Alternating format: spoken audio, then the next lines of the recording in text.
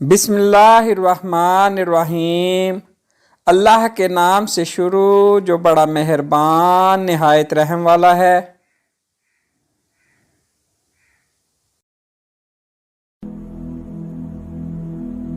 موت سے پہلے اللہ تعالیٰ کی طرف رجوع کر لے، گناہوں سے رک جا اور غلطیوں کا اعتراف کر لے۔ ہاتھوں سے برائی کا ختم کرنا حاکموں کے لیے، زبان سے برائی کے خلاف جہاد کرنا علماء کے لیے، اور دل میں برا سمجھنا عوام کے لیے ہے۔ اگر تو جہنم کی آگ پر راضی ہے تو بے شک گناہ کرتا رہ، ورنہ گناہوں سے رک جا۔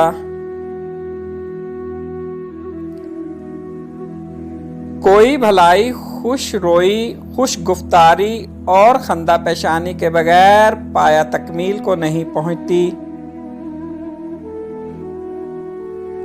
تین ہستیاں ایسی ہیں کہ اگر تو ان کی عزت کرے گا تو وہ تجھے ذلیل کریں گے، اور اگر تو ان کی اہانت کرے گا تو تیری عزت کریں گے، عورت، خادم اور گھوڑا۔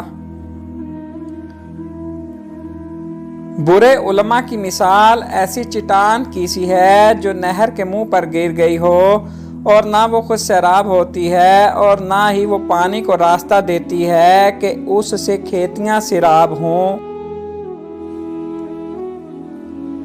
تعجب ہے اس شخص پر جو غلط دین کے بدلے اپنا صحیح دین بیچ دیتا ہے۔ آدمی جب تک علم کی تلاش میں رہتا ہے وہ عالم ہوتا ہے، اور جو ہی وہ خود کو عالم سمجھنے لگتا ہے تو وہ خود کو تباہی کے دانے پر کھڑا پاتا ہے۔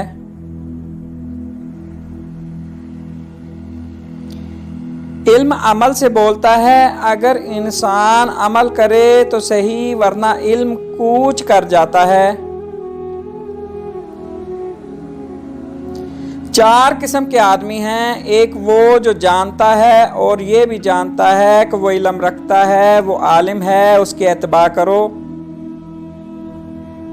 دوسرا وہ جو علم رکھتا ہے مگر اسے معلوم نہیں کہ وہ علم رکھتا ہے، وہ سویا ہوا ہے، اسے جگاؤ۔ تیسرا وہ جو نہیں جانتا اور وہ یہ سمجھتا ہے کہ وہ کچھ نہیں جانتا، وہ رہنمائی چاہنے والا ہے، اس کی رہنمائی کرو۔ چوتھا وہ جاہل ہے، اس سے دور رہو۔ اے دوست، تو ان لوگوں میں سے نہ ہو جو علماء کا علم اور دانشمندوں کی حکیمانہ باتیں جمع کرتا ہے مگر عمل بے وقوفوں جیسا کرتا ہے۔ جو بغیر کسی علم کے لوگوں کی امامت کرتا ہے وہ اس شخص کی طرح ہے جو سمندر میں رہ کر اس کا پانی ناپتا ہے اور اس کی کمی زیادتی کو نہیں سمجھتا۔ ایسے شخص کے پیچھے نماز نہ پڑھو جو علماء کی مجلس میں نہ جاتا ہو۔ جس نے اللہ تعالیٰ سے محبت کی وہ زندہ جاوید ہوا، جس نے دنیا سے محبت کی وہ بے آبرو ہوا۔ Please like, subscribe and share.